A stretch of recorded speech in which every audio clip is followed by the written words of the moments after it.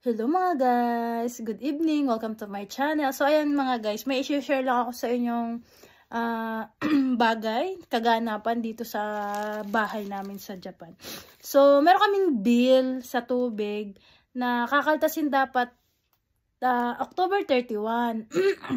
Kaso may tumawag sa amin, nakailang beses siyang tumawag kasi yung una hindi ko sinasagot kasi hindi ko naman, number lang kasi lumabas eh. Tapos nung pangalawa, sinearch ko muna kung ano yung number. Parang number siya dito parang sa munisipyo, ganyan. So, number siya sa water, ganyan. Eh di, inabangan ko na uli kung tatawag. Dahil may pasok din kami, kaya hindi ko na siya naasikaso. Tapos tumawag nga uli. And ayun, na tama naman yung pag-research natin na sa water, ano siya, related siya sa water, yung number na yon. Tapos, doon sa tawag na yon, ang tagal pa kasi hindi nga kami maalam mag-Nihongo. Di parang, ang sabi niya, yun daw bill namin, ito yung bill na to na hawak ko, yung 4,520 yen na bill namin na kakaltasin dapat ngayong October 31. Last October 31, ano daw to, mali daw. Chigay mas daw. Sabi namin, bakit na chigay? Masyado daw mataas yung bill na napasend sa amin dito sa resibo. Tapos, akala namin, may refund. Kasi hinihinga niya ako ng, yung parang photocopy ng JP Bank, mga ganon.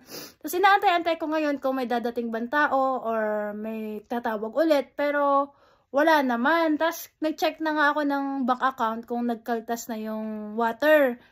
And yun, nagkaltas sila pero hindi ganito ang amount. Hindi 4,000, kalahati lang.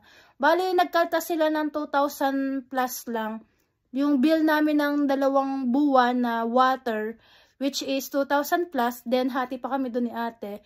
So, yun pala yung sinasabi niya na ito, yung 4,520 na pinadala nila sa amin na resibo ay mali.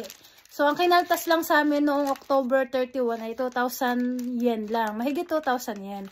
So, wala na pala kaming inaantay na refund. Yun na pala yun. Doon na pala nila i-correct. So, ayan. Akala namin kasi 4,000 yung bill namin eh. Buti na lang kahit pa paano naintindihan namin yung nagtawag sa amin. Pero, ganun pa man eh, medyo mali pa rin yung pagkaintindi ko. Kasi akala ko may refund. Yun pala, doon na lang nila i-correct sa pagkaltas. So, yun lamang guys ang aking chika. Bye! Pero thankful kasi, honest sila. Oo nga, yun ang nakakatuwa kasi talagang itinawag pa nila na mali nga daw yung sinad nila. Sobrang honest, di ba? Tapos, yung sa pagkaltas, itinama na nila doon. So, wala lang, sharing lang. Bye guys! Ingat palagi!